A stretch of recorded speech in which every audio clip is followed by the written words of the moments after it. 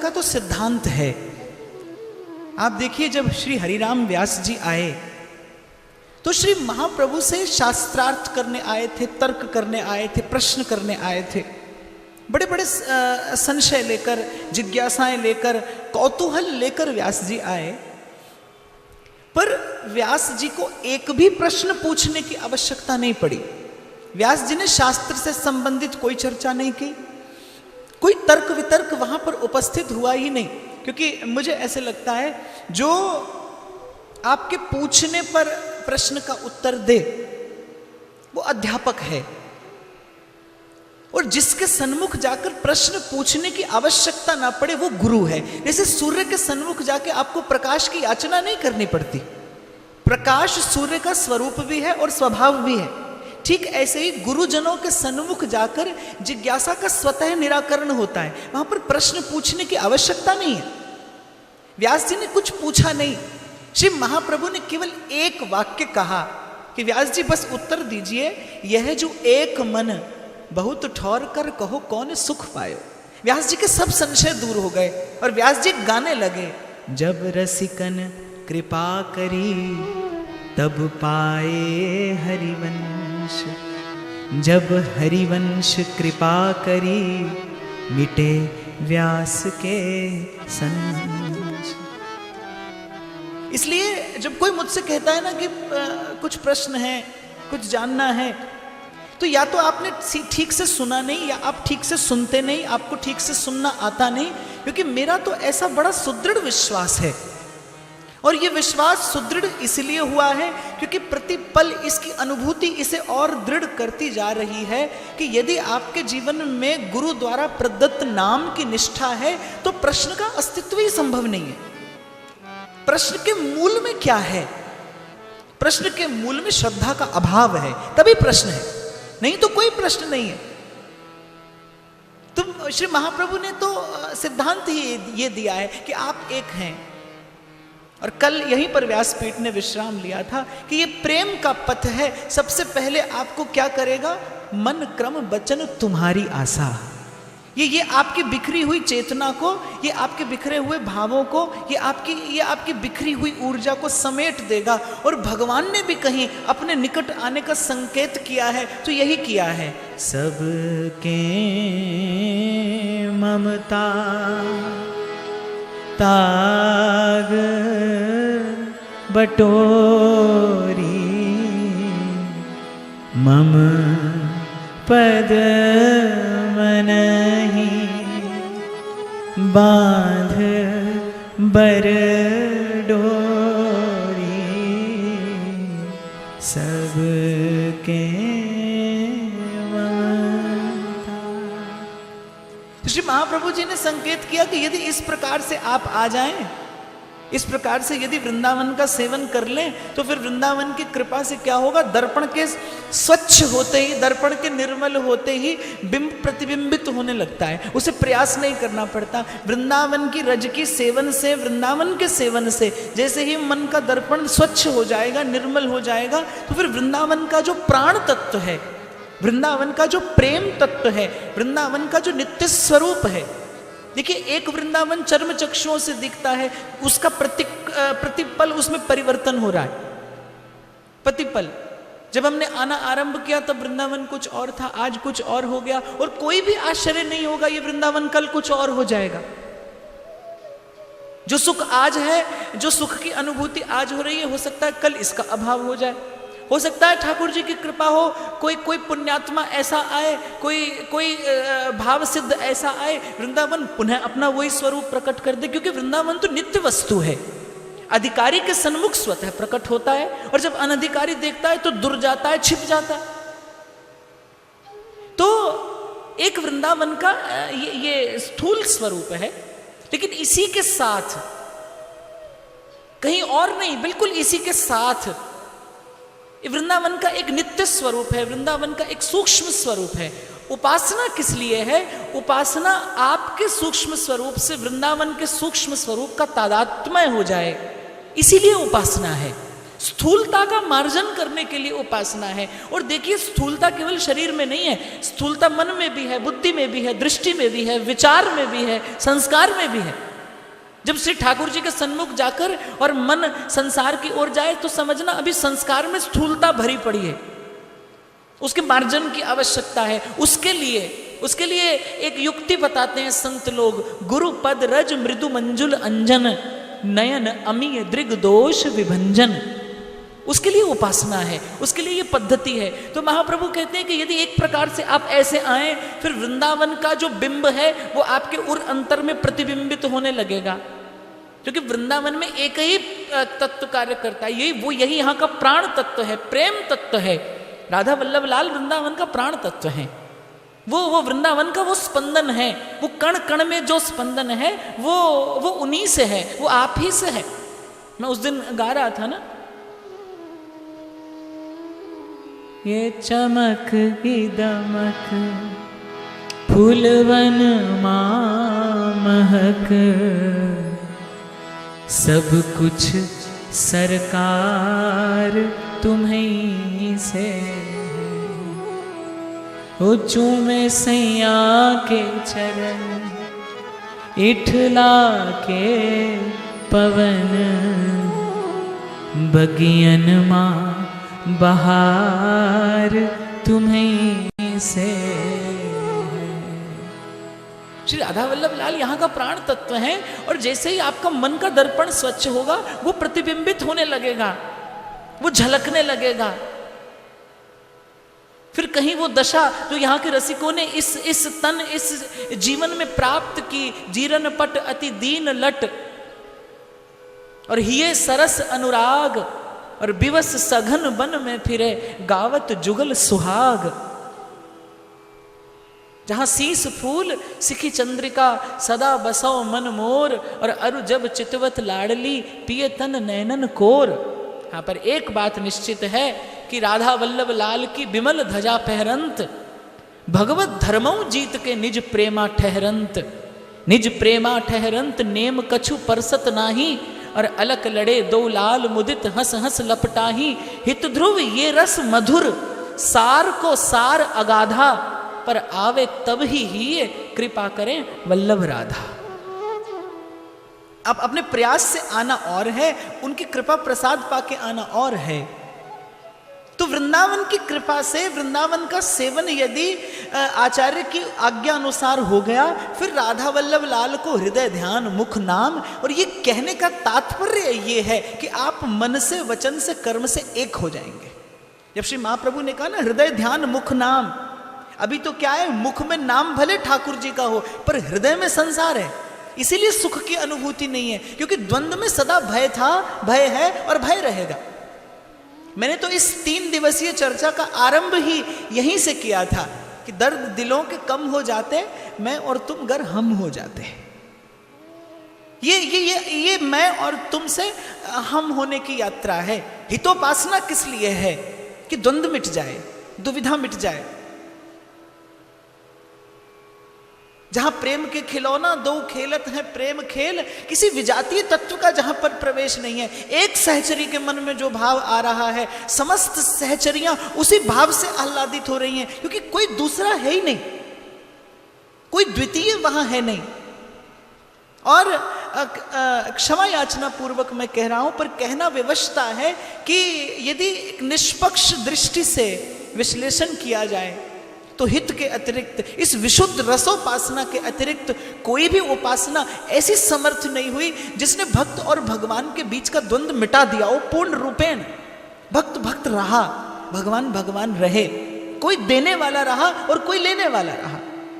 और देने वाला कितना भी उदार हो, लेकिन दाता श्रेष्ठ है, और लेने वाला कितना भी समर्पित क्यों ना हुए, लेकिन लेने वाले का स्थान कहीं और है। ये देश कुछ और है, ये देश कुछ और है।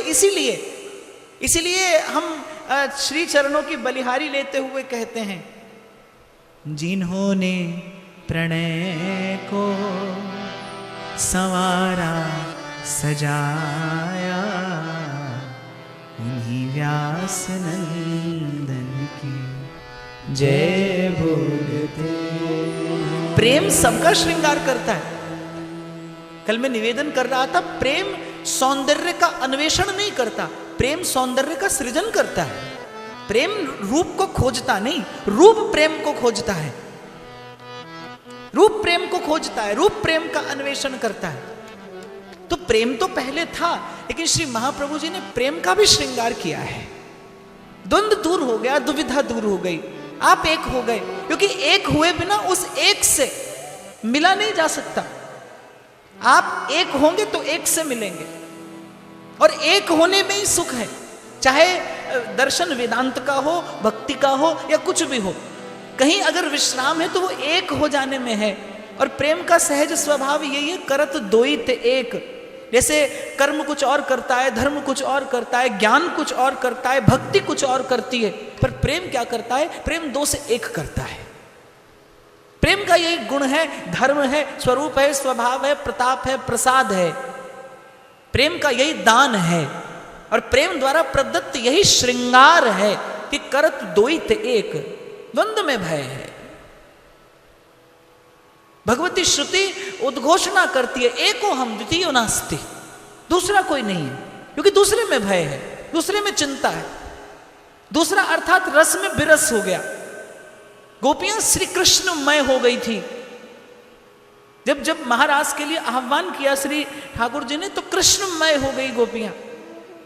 भगवान स्वीकार करते हैं, ता मन मनस्का तदा लापा तद विचेष्टास तदात्मिका, तद्वत हो गई गोपी। अचानक गोपी को स्मरण आ गया कि मैं भी हूं, और जैसे ही दृष्टि मैं पर गई, श्री कृष्ण अंतर ध्यान हो गए। जैसे ही गोपी को स्मरण आया मैं हूं, श्री कृष्ण अंतर्हित हो गए। फिर भगवान ने पूछा कौन हो, तो कहा कि तुम्हारी हैं। फिर कोई और परिचय नहीं दिया। वो जो शायर कहता है ना, वजूदे खार क्या है, बस गुल से नजरों का फिसल जाना। श्री ठाकुर जी से दृष्टि हटे तो फिर द्वंद्व है, भय है, चिंता, विषेद, क्लेश, फिर कष्ट है। अभी 2 दिन पहले मुझे देहरादून जाना था, तो एक बड़ा सुंदर स्थान था जहां मेरे रुकने की व्यवस्था थी। मैं सुबह सुबह बैठा था और एक जल की धारा बहती हुई जा रही थी। तो बहुत देर तक उस जल की धारा को देखता रहा, और मन में एक भाव आया, एक विचार आया, और सोच रहा था कि जब नदी ढूंढती है समंदर को पागलों की तरह, जब नदी ढूंढती है समंदर को पागलों की तरह, तो सोचता हूं पानी को पानी की ये कैसी प्यास है। सतत प्रवाहमान रहती है नदी, जब तक समुद्र में मिल नहीं जाती। कहने को वो भी जल है और कहने को वो भी जल है। वेदांत भले कहता रहे सो हम शिवो हम, मैं वही हूं जो तू है, लेकिन फिर भी प्यास तो है। किसकी प्यास है? यदि मैं वही हूं तो फिर प्यास कैसी, फिर अभाव कैसा? यहां पर आकर भक्ति सर्वोपरि हो जाती है। यहां पर आकर भक्ति, जब श्री महाप्रभु कहते ज्ञान कर्म व्रत धर्म भक्ति किंकर किए, यहां ज्ञान कैंकर्य करने लगता है भक्ति का, जब अपने अभाव से परिचित होता है। अगर मैं वही हूं, फिर अभाव क्यों है, फिर पीड़ा क्यों है, फिर ये यात्रा क्यों है, फिर ये कष्ट क्यों है, फिर ये दुविधा क्यों है, फिर पानी को पानी की ये कैसी प्यास है? कुछ तो है जो अभी पाना शेष है, कुछ तो है जो अभी पाना बाकी है। बस वही कुछ पाना बताया है इस हितोपासना ने, इस रसोपासना ने। आप यदि सम्यक प्रकार से यजन करेंगे तो सबसे पहले ये आपको मनसा वाचा कर्मणा एक कर देगी। एक होकर, शास्त्र की उक्ति है देवो भूत्वा देवता यजेत। आप देव होकर देव की पूजा कर सकते हैं। प्रेम देव की पूजा करनी है, प्रेम स्वरूप होना पड़ेगा। और वो प्रेम देव कैसा है? दिखता दो है पर दो मन मिल एक है भय, श्री राधा वल्लभ लाल। उस एक की उपासना आपको करनी है, हमें करनी है। पहले एक होना पड़ेगा, और एक होने के लिए सब सोहित निष्काम मति वृंदावन विश्राम। और उसके बाद तनई राख सत्संग में आएंगे। यहां तो क्या होगा? आप भले ये सोचकर आइए कि चलो बिहारी जी का दर्शन भी कर लेंगे। मैं पहले भी एक बार आपको सुनाया था ना, शायद मैं यहां से राधा वल्लभ जी का दर्शन करने जा रहा था, तो बिहारी जी के मंदिर के बाहर एक माता बोली रुकिए रुकिए रुकिए, बड़ी अच्छी कथा सुनाते हैं आप, तो कुछ पूछना है मुझे आपसे। तो मैंने कहा पूछो। तो बोली सुना है बिहारी जी की गली में लस्सी पीने का भी बड़ा महात्म्य है। तो मैंने कहा माता जी महात्म्य है तो यहाँ पर आकर गाली खाने का भी बहुत है। ठाकुर जी आते हैं ब्रज देविन के प्रेम सो और मीठी लागे गार, तो महात्म्य तो जो आया यहाँ पर बिना महात्म्य के कुछ है ही नहीं। व्यास जी कहते हैं हो मन वृंदावन को श्वान, तो यहाँ तो उसका भी महात्म्य है। तो आप भले किसी लिए भी आइए, पर वृंदावन प्यारो अधिक अपनो ही गुण देत। यदि आते रहे आप, यदि एक आधा अधूरा सही सही यदि एक भाव संबंध आपका बन गया, फिर वृंदावन अपना गुण अपनी वस्तु प्रदान करेगा, और वो है रसिकन संग फिरे दिन राती। मिल जाएगा कोई रसिक आपको ऐसे ही जिसकी कृपा का एक छींटा पड़ेगा आप पर। छींटा पड़ता है यहाँ रसिकों की कृपा का, फिर एक उन्माद छाता है, फिर एक उन्माद छाता है। जीवन में उन्माद तो विषयग्रस्त जीव के जीवन में भी है। एक प्रमाद जनित उन्माद है, एक प्रसाद जनित उन्माद है। यहाँ वृंदावन में फिर रसिकों की कृपा से वो प्रसाद जनित उन्माद आता है। फिर तन ही राख सत्संग में मन ही प्रेम रस भेव, और फिर एक ऐसी दशा आती है जब विरत होता है मन, केवल संसार से नहीं परमार्थ से भी। बड़ा एक सुंदर भाव महाप्रभु सुधा निधि में भाव प्रवाह में बहते हुए कहते हैं, जो महाप्रभु की उपासना को विलक्षण बना देता है। किंचित उस भाव का स्पर्श करते हुए मैं बधाई के भाव में आगे बढ़ूं। महाप्रभु कहते हैं कैशोर अद्भुत माधुरी भर धुरीणांग छविम राधिकाम प्रेमोल्लास भराधिकाम निरवधि ध्यायन्ति ये तद्धि यह त्यक्ता कर्म विरात्मनैव भगवत धर्मेप्य हो निर्ममाः सर्वाश्चर्य गतिम गताम रसमयीम तेभ्यो महद्भ्यो नमः। बहुत ध्यान से सुनना, ये महाप्रभु की उपासना का एक स्तंभ जैसा ये श्लोक है जो महाप्रभु ने अपने हार्द ग्रंथ में कहा कि कैशोर अद्भुत माधुरी, श्री वृंदावनेश्वरी का वो नित्य कैशोर जिससे प्रतिक्षण कोई विलक्षण रूप सुधा बहती है, जो रसिक शेखर श्याम सुंदर को भी मोहित कर देती है। भर धुरीणांग छविम राधिकाम, श्री राधा के श्री अंगों की वो छवि, वो आभा प्रभा, वो अलौकिक छटा। प्रेमोल्लास भराधिकाम निर्वधि ध्यायन्ति ये तद्धियः, और उन श्री अंगों से छिटकने वाला, उन श्री अंगों से बहने वाला श्री राधे तत्पदाब्जात स्रवती निरवधि प्रेम पीयूष कोटि। उन श्री चरणों से बहने वाला वो प्रेम की सुधा, वो प्रेम का अमृत, या फिर वो प्रेम की मदिरा, क्योंकि उसमें एक उन्माद है। बोले वो जो पीता है निरवधि, बोले सतत, जो उन श्री अंगों की छवि छटा में खो गया है, तद्वत हो गया है, उन्मत्त हो गया है, तो त्यक्ता कर्म विरात्मनैव, वो कर्मों को नहीं छोड़ता, कर्म उसे छोड़ देते हैं। वो किसी को नहीं छोड़ता, वो किसी को स्वीकार नहीं करता, क्योंकि वो तो ऐसा हो गया है कि निस्दिन गान रूप माधुरी को पान और अंतर सिहान एक काम श्यामा श्याम सो। वो तो ऐसा हो गया है कि वो कर्मों को नहीं छोड़ता। उसने योग यज्ञ जप तप व्रत पूजा ये कर्म धर्म अनुष्ठान ये उसने नहीं छोड़े, इन्होंने छोड़ दिया उसे। इसीलिए कल मैंने एक निवेदन किया था आपसे कि अनन्यता को लाइए मत, अनन्यता को आने दीजिए। वो सहजता के साथ आएगी तभी सुशोभित होगी। सहज में आए, उसे जितना समय लेना है उसे लेने दीजिए। माली सींचे 100 घड़ा, फिर ऋतु आए फल होए। आप सन्मार्ग पर चल रहे हैं, सतमार्ग पर चल रहे हैं, आप आचार्य की आज्ञा की परिसीमा में आचरण कर रहे हैं, तो आचार्य आपको जहां ले जाए वहां जाइए। अपनी मन और बुद्धि का प्रयोग मत करिए, निषेध है। तो महाप्रभु कहते हैं कि कर्मों ने उन्हें छोड़ दिया।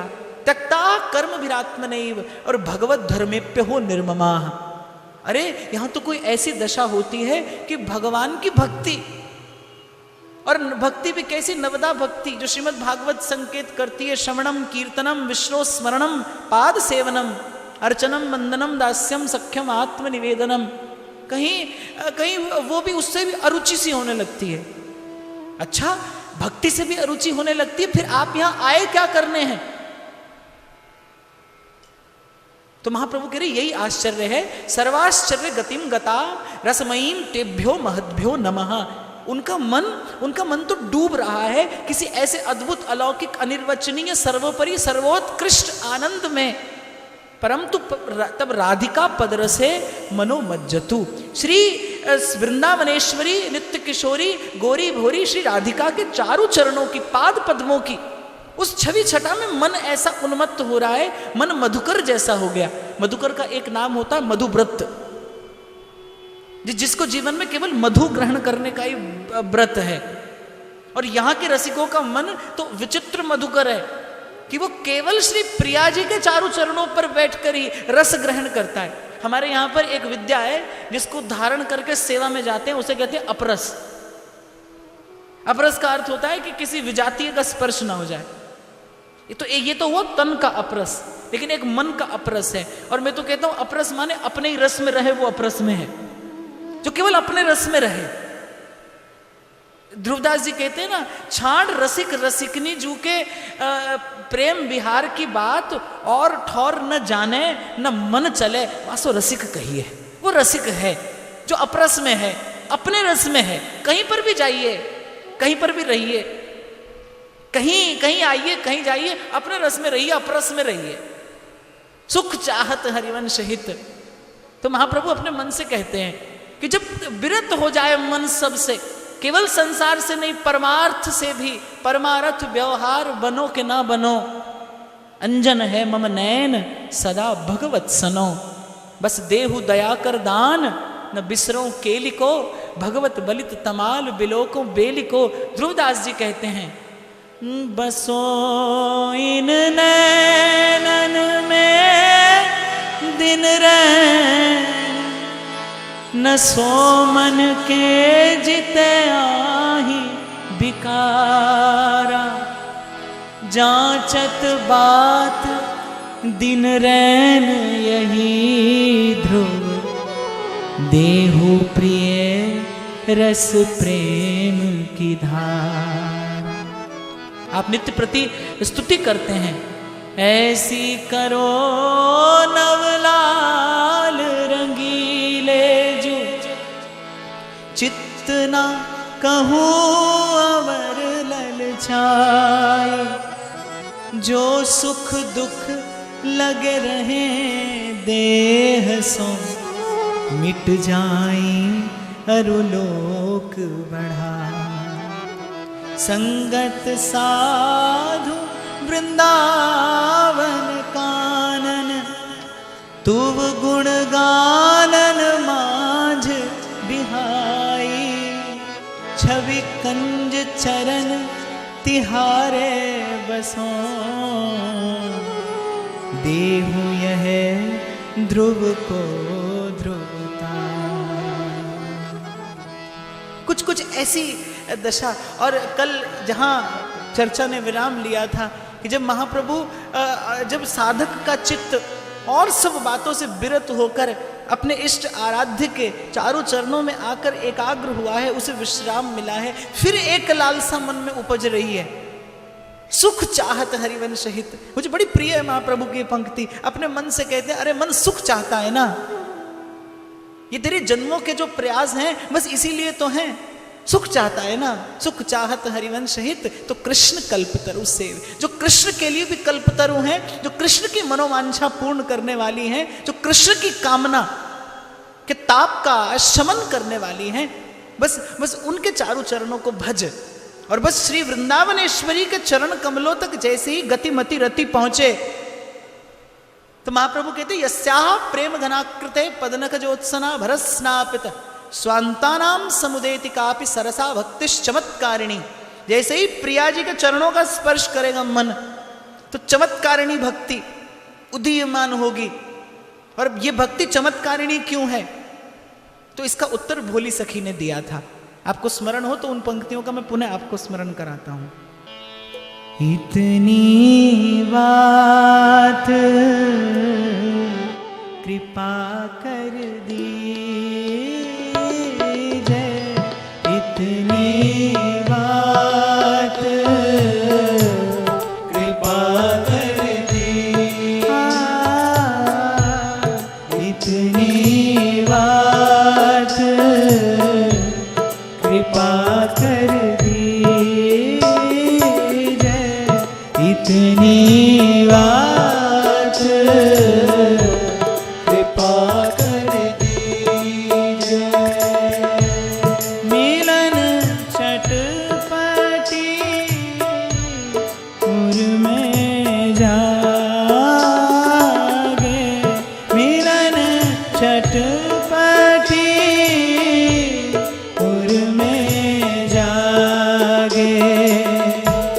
विरह ताप तन छीले, विरह ताप तन छीले, कृपा कर दीजिए, इतनी बात कृपा कर दीजिए। नैनन नीर बहे निसिवासर, नैनन नीर बहे निसिवासर। हियो कठोर पसीजे, हियो कठोर पसीजे, कृपा कर दीजिए, इतनी बात कृपा कर दीजिए। इसलिए ये भक्ति चमत्कारिणी है, क्योंकि इस देश में पीड़ा की मुक्ति से भय लगता है। बत विभेमि कैवल्यतः, मुझे उस मुक्ति से भय लगता है जिसमें आपके विरह का अभाव हो, आपके मिलन की लालसा का अभाव हो। यहां तो भोली पीड़ा की याचना करती है, विरह ताप तन छीजे।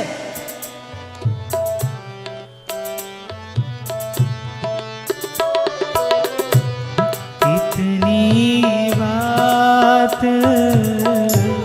कृपा कर दीजिए, मोरी को अवलंब न दूजो, मोरी को अवलंब न दूजो। तेर तेर के जीजे, तेर तेर के जीजे, कृपा कर दीजिए, इतनी बात कृपा कर दीजिए, इतनी बात कृपा कर दीजिए। और भोली कहीं कहती है, जब पीर उठे ये गाड़ी, तब जानो कछु रति बारी। जब हेर के अंक लगाओ, तब तन की ताप बुझाओ। रसखान कहते हैं कि बिरहा की जो आंच लगी तन में, सखी बिरहा की जो आंच लगी तन में, हो जाए परी जमुना जल में। जमुना जल सबरो सूख गयो, मेरे विरह का, मेरे उस तन मन का ताप ऐसा था कि जमुना जल सबरो सूख गयो।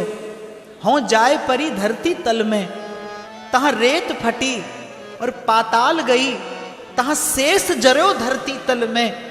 अरे या बिरहा की तब आंच मिटे, जब आए के शाम लगे गल में। जब हेर के अंक लगाओ, तब तन की ताप बुझाओ। हो तब लो परम अभागी, जब लो नहीं चरणन लागी। इति गदित भोरी अकुला